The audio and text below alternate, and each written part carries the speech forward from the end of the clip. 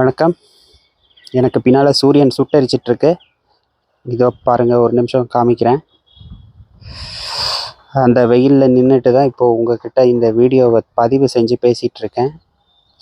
இது கொஞ்சம் நல்லா இருக்கிற மாதிரி தோணுச்சு. சரி, இந்த மாதிரி முயற்சி செய்யலாமே அப்படின்னு பார்த்தேன். அப்படியே பாருங்களேன், ஷைனிங்காக அப்படியே பின்னால் இந்த உலகத்தையே இயக்கக்கூடிய சக்தி, கண்ணுக்கு தெரிஞ்ச சக்தி இது ஒன்று தான். இதிலேருந்து வர வெப்பம்தான் நம்ம உலகத்தை உயிர்ப்போட வச்சுருக்கு. இந்த ஒளிக்கீற்றுகள் இல்லைன்னா நம்மளால் ஆக்சிஜனை மரங்கள் செடிகள் கிட்டேருந்து வாங்க முடியுமான்னு தெரியல.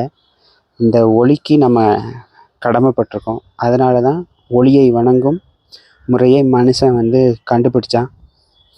இந்த ஒளி இல்லைன்னா நம்ம யாருமே இல்லை. அதே மாதிரி இயற்கை நினச்சா நம்மளை எப்போ வேணால் எடுத்துக்க முடியும். அதனால் ரொம்ப தயவு செஞ்சு வாழ்க்கையில் அடக்கம் இல்லாமல் ஆட வேண்டாம். அடக்கமுடைமை அப்படின்னு ஒரு அதிகாரமே இருக்குது. அதில் இருக்கிற திருக்குறள்லாம் படித்து பாருங்கள். உங்களுக்கு எனக்கு நிறைய நேரங்களில் பொறுமை இல்லாமல் போகிறேன், பொறுமையை இழக்கிறேன். நானும் அதை படிச்சுட்டு தான் இருக்கேன். அடக்கத்தோடு இருக்க முயற்சி பண்ணிகிட்ருக்கேன். நீங்களும் அடக்கத்தோடு இருக்க முயற்சி பண்ணுங்கள். பொறுமையை கடைப்பிடிங்க. மனுஷனாக இருங்க.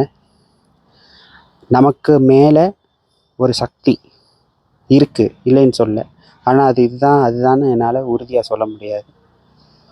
இயற்கைக்கு மாறாக, இயற்கைக்கு எதிராக இங்கே எதுவுமே நிலைக்க முடியாது. இயற்கை நினச்சா இந்த மனித இனத்தையே ஒட்டுமொத்தமாக ஒரே நாளில் அழிக்க முடியும்.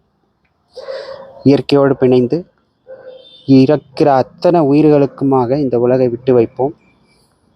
எல்லோரும் அன்புடனும் பண்புடனும் வாழ கற்றுக்கொள்வோம். நன்றி, வணக்கம்.